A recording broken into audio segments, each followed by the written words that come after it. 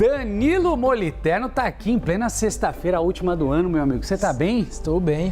Não estamos tão bem quanto o Bruno Teixeira, que está com o pé na Você gostou da corrida dele ali? Gostei muito. Você conseguiria correr assim? Sensacional a sacada. Eu corro também. Eu sei que você é atleta. Mas eu fiquei impressionado com o Clebinho, que estava correndo com a câmera na mão ainda. Com a câmera na mão, né? Fácil não. Que dupla.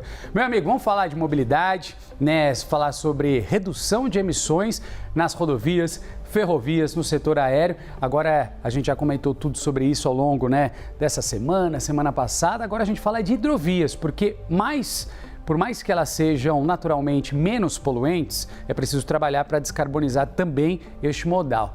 Danilo está aqui para explicar para a gente o que podemos entender sobre esse universo das hidrovias.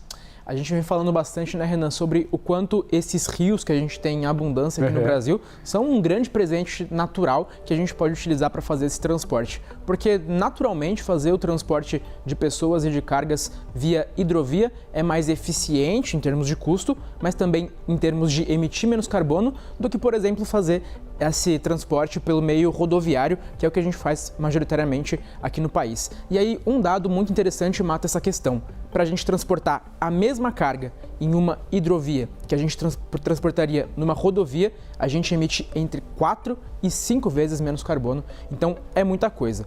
Apesar disso, apenas cerca de 15% de todas as cargas que a gente move aqui no Brasil, a gente move em hidrovias. Então a gente precisa fazer, digamos que um esforço em dois sentidos. Primeiro, utilizar mais essas hidrovias, que são um presente, um recurso natural que a gente tem aqui no Brasil, mas também fazer um esforço no segundo sentido de fazer com que essa hidrovia polua menos, especialmente de fazer com que a gente utilize barcos, utilize navios que não usam aquele combustível poluente, aquele combustível feito a partir de matéria fóssil, e passe a utilizar um combustível que seja menos poluente, menos danoso para o meio ambiente. Ou seja, hidrovia polui menos, mas é importante que a gente faça com que ela polua ainda menos. Vamos falar um pouquinho mais sobre isso, trazendo uma arte aqui para quem acompanha o CNN Mobilidade, com os caminhos para a gente descarbonizar ainda mais esse segmento hidroviário. Muito parecido com o que a gente tem, por exemplo, no rodoviário. Duas frentes. Primeiro, biocombustíveis, combustíveis de baixo carbono e segundo, eletrificação. Começar por essa que talvez seja a principal solução que a gente tem, solução que seja mais eficaz para esse segmento, que são os combustíveis de baixo carbono, que a gente vai utilizar especialmente para aquelas rotas mais longas com grandes navios pesados. Especialmente por uma questão de autonomia que a gente também tem no caso dos carros. Distância, enfim. Distância, exatamente. Muitas vezes uma embarcação eletrificada ela não consegue fazer uma distância tão longa, ao menos com as tecnologias que a gente tem disponível hoje.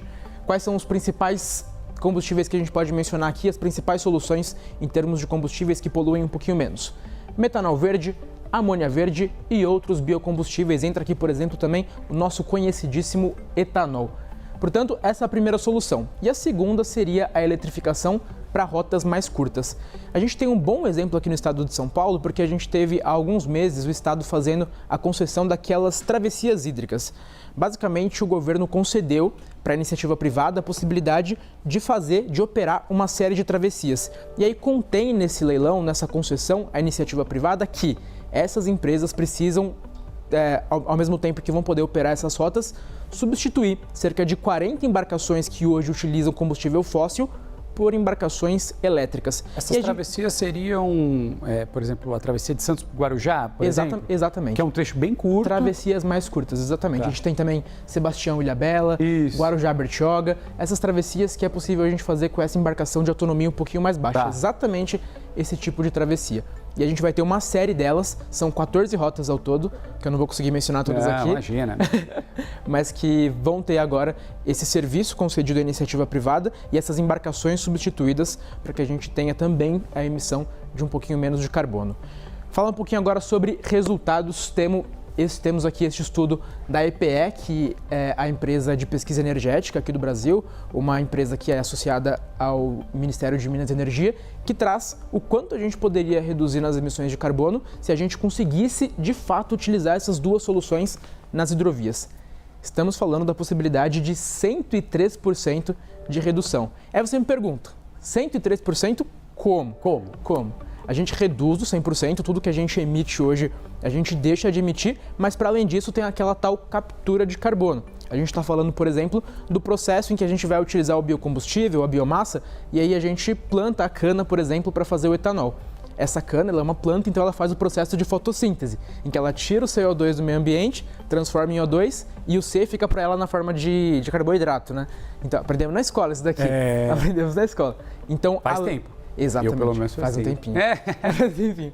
Mas para além, então, de a gente tirar todas as emissões que existem nesse setor hidroviário, ao mesmo tempo a gente também está capturando, por meio da produção desse biocombustível, esse CO2 que está no meio ambiente. Então, um potencial muito grande de a gente utilizar mais as hidrovias para reduzir esse carbono que é emitido por meio do setor de transportes, Renan. E a gente torce, né, Danilo, para que de fato essas tecnologias, elas cada vez mais recebam investimentos para que a gente possa iniciar de uma forma, já iniciamos, mas que a gente possa dar continuidade e também acelerar esse processo de transição que é tão necessário, tão importante.